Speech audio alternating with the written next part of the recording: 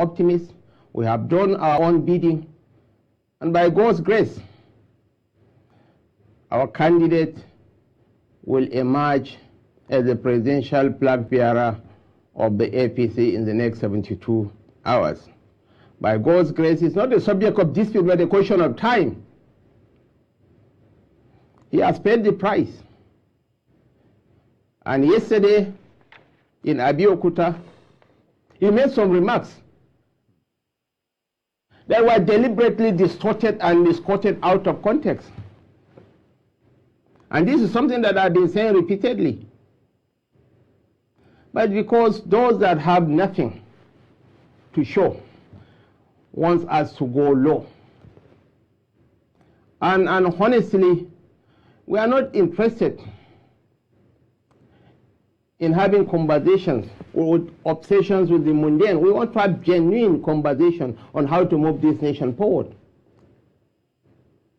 And as H.S. Aga said, the truth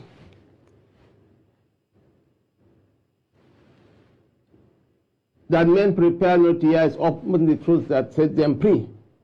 The truth that sets men free is most often the truth that men prepare not to hear. Whether Asiwaju's opponents like it or not, whether they are willing to admit it or not, he played a pivotal role not only in the emergence of President Muhammadu Buhari as the candidate of the APC, but in the ultimate election in 2015. This man, this poor man, had been subjected to the most vitriolic of attacks.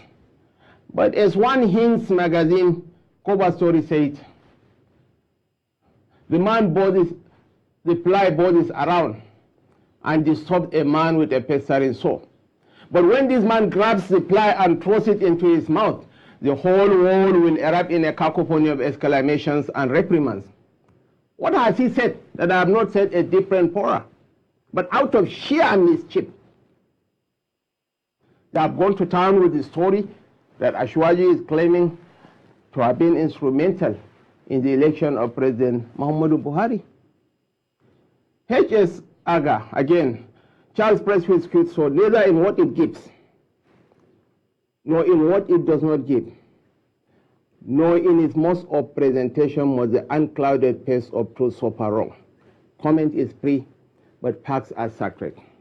In 2011 presidential elections, President Muhammadu Buhari, as the CPC candidate, got 2,689 votes in Ekiti State. He got 17,654 votes in Ogun State. The president got 6,997 votes in Osun State. Juxtapose the performance of the president in 2011 with what he performed in 2015. He got 308,290 votes in Ogun State, 383,603 votes in Osun State, and 120,133 votes in Ekiti State. Facts do not lie. The president has been performing very well in the north.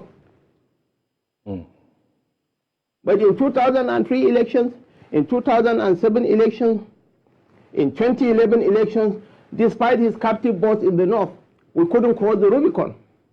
It was this alliance, this partnership, this handshake across the Niger that brought forth the Buhari presidency. So just because you hate a person, you shouldn't demonize such a person. He has paid his price and he deserves to be treated with respect and dignity. That's our own position. And in 2015, President Buhari got 15,424,921 votes as against the 12,853,100 votes obtained by President Goodluck Ebele Jonathan. The difference between the two contenders was a mere 2.5 million votes. And how much did we got from the South West plus Edo State? We got 2.644 million votes. That was what made us win the election. And even prior to that, let me tell you a story. A famous traditional ruler in northern Nigeria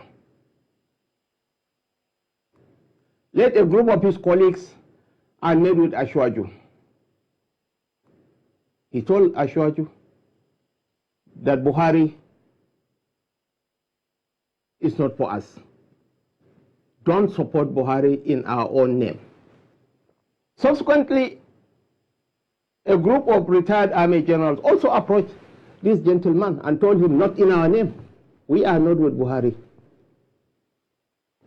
A group of intellectuals, the northern establishment led by a professor, they equally approached Asiwaju and told him, not in our name. We are not with Muhammadu Buhari. Again, from his home state of Katsina, they came to him and said, look, he's one of us. He's from Katsina, but we are not with him. Against all odds, this gentleman stood by the president. And in the 2014 presidential primaries, without the block votes that the Southwest gave us, President Buhari couldn't have clinched the trophy. That's the brutal truth. All those clowns, all those political anarchists, political jobbers and charlatans who are now dropping the president's name, I call them members of the Buhari's Church of Latter-day Saints. Why were they? That's the million-dollar question. I know. When push comes to shove, we can even name names. Some of them were working assiduously to see to the emergence of Rabiu Musa Konkoso as the presidential flag bearer of the APC. Some of them were working for former Vice President Atiku Abubakar. Very few of us stood by the president.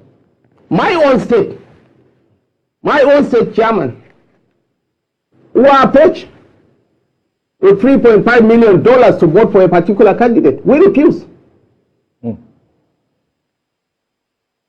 So I believe that, let's do justice to these